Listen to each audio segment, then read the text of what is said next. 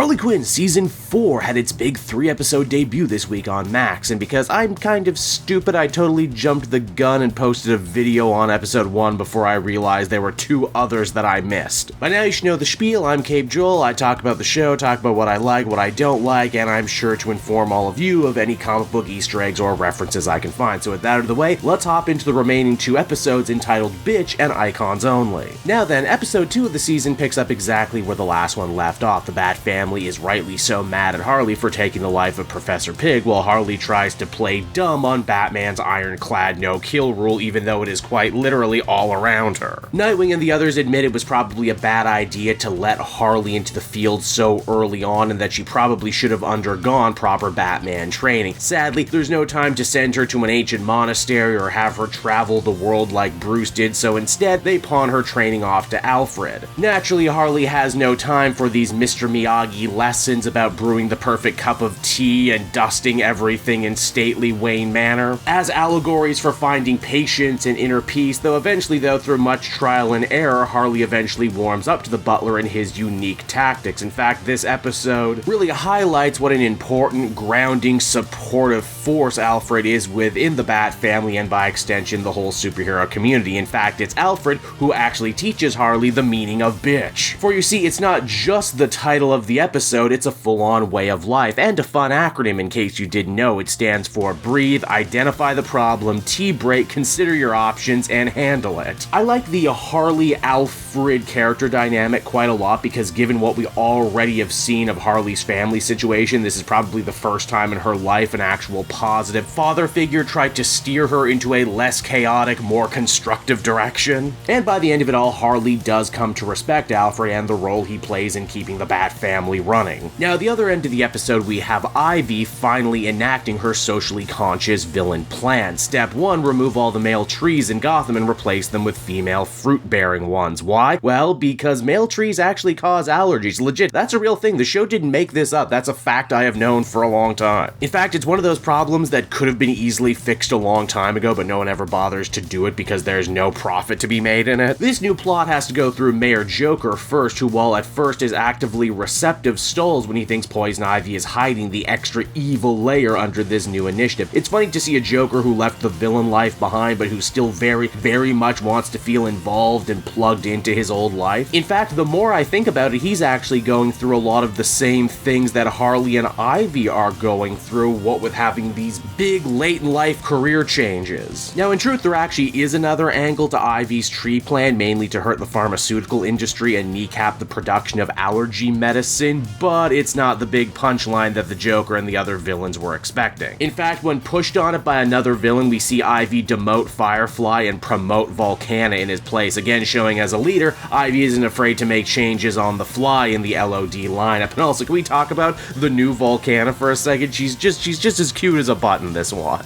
There's also a very funny and kinda sweet C-plot in this episode too about Bane having a crush on Nora Freeze and her passing the buck on yet another pasta maker related problem to him. It's cute to see even minor characters like Nora grow and change after her husband's death. She's ready to date again, even if that means having to deal with big lovable dummies like Bane, or even Captain Cold, who, let's face it, basically has the same ice gimmick as her dead husband did. Ivy's sweeping reform of the LOD catches the eyes of an evil women's business group that want Ivy to attend one of their luncheons. It's here that she meets Talia al Ghul, the mystery woman from the end of the last episode. Like I said, she's Batman's ex-lover, and in this show also the very hilariously deadbeat mother of Damian Wayne. As a longtime comic fan, I never actually thought Talia could work as a comedy character, but she's really, really funny here. A bunch of the worst, most toxic girl boss, CEO, lean-in tropes all rolled up into one person. Naturally, Ivy takes a liking to her right away because this is the kind of woman that, despite herself, she really wants to become in order to transform the LOD. Naturally, Talia is all too quick to give business advice on manipulating the Joker to Ivy by making him feel more important than he actually is. But wait, there's more. That's not where it ends, because as we discover, Talia is only back in Gotham because she's in charge of Bruce's estate while he's in jail, and she vows that the Bat family, if they want to keep their jobs and keep fighting crime, they gotta go through her now, and she plans to run this whole thing like a Fortune 500 company, complete with cuts and downsizing. It's right around here too we begin to realize that these two seemingly unrelated stories actually dovetail together very nicely when and we see that Talia is actively trying to play Harley and Ivy's groups against each other by creating another conflict of interest that would strengthen her own corporate position. Understandably, Ivy is hurt and feels really betrayed when she sees that Talia's youth elixir isn't just made from leftover Lazarus Pit juice, it's also made from dead ginseng plants. That's a pretty damn good twist, but the biggest twist actually belongs to Alfred. You see, he fears that Talia is gonna fire him anyway, and if that's the case, he might as well get Harley to take him along for a bank robbery caper so that he can get himself thrown in jail and finally be with Bruce again. This leads to maybe my favorite joke of the entire episode, wherein the heroes are very impressed at Harley's ability to rat out a dear friend in the name of justice, so much they even give her a brand new Bat Family costume all her own, complete with a more friendly, less sinister black and red color scheme. Sadly for Alfred though, his big gamble ends up backfiring on him when he learns he won't be going to Blackgate Penitentiary, as that prison is now only for the rich and powerful. Instead, he's getting shipped off to Arkham Asylum with the rest of the lower income crooks, meaning that his story for the season is long from over. Now, the third episode of this 3-episode pack really changes gears a whole ton from the first two. Harley and Ivy feel like they don't get to see enough of each other anymore with their new demanding schedules, and as such they decide to run off to Vegas for a little impromptu holiday.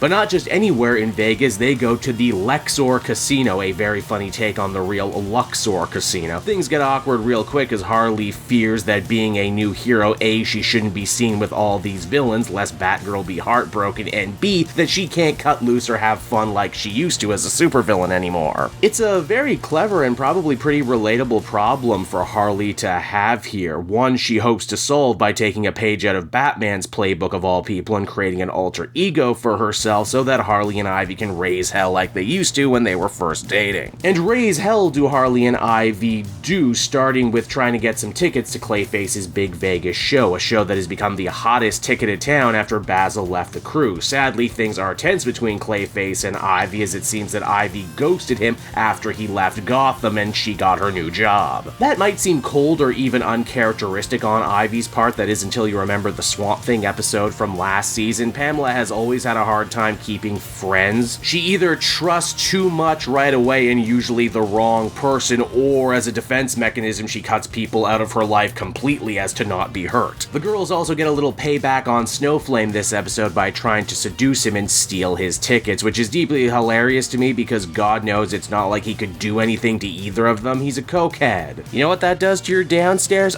Nothing good. Getting back to bad girl basics also seems to supercharge the more physical parts of Harley and Ivy's relationship, though the question is asked, is this a bad thing? Should Harley be putting her new hero work at risk? Should she be sneaking around the Bat Family, even if it is to try and keep the romantic fire strong with Ivy? Again, this whole story has shades of a person who quit drinking for the first time and now doesn't know how to relate to their partner or their old friends or the world anymore because that part of their life is over. There even comes a moment of truth too, where it looks like Harley and Ivy are about to rob a Make-A-Wish kid until it's revealed that this was all actually a ploy by Clayface to punish Ivy for ghosting him in the first place, a lesson that Ivy really doesn't choose to learn. Instead, we get a pretty damn creative fight scene between these two, wherein the whole casino is very quickly threatened. It's also a cool reminder too that while Clayface is played as a joke, he could, when called upon, keep up with Poison Ivy, who has been shown time and time again to be maybe the most powerful character in the show. This fight also puts Harley into a really tough spot too, as a hero and as a friend. She wants to stop the fight, but she doesn't want anyone to be mad at her. Thankfully, in another C-plot, King Shark's mean girlfriend Tabitha finally gives birth to her 9 shark babies, meaning that everyone kind of puts the battle on the back burner for a bit to help deliver the babies, and by the end everyone just kind of forgets what they were mad about. The question still remains though, how can Harley honor her new personal growth while also still trying to remain the person that Ivy fell in love with in the first place? It's a tough question for sure, but one the show finds a perfect comedic answer for, and that is secretly ripping on your friends' ugly babies as a couple, a time-honored tradition of heroes and villains alike. And so that was Bitch and Icons Only, 2 more real solid episodes in this brand new Harley season. I like that Talia al Ghul looks to be set up as this season's big overarching bad guy, something the show hasn't really had yet. It's cool that she can move so effortlessly in between the Harley stories and the Ivy stories and be a threat to both. In fact, I think the show has actually really mastered splitting its time between between Harley and Ivy. If the first couple seasons were all about Harley and season 3 was mostly about Ivy, then season 4 is about both of them equally struggling with new jobs, new co-workers, and new responsibilities. As always, the main focus is on their relationship and how all these external factors will affect their romance. It's in that way too that the Harley show hasn't always just been really funny, but also really,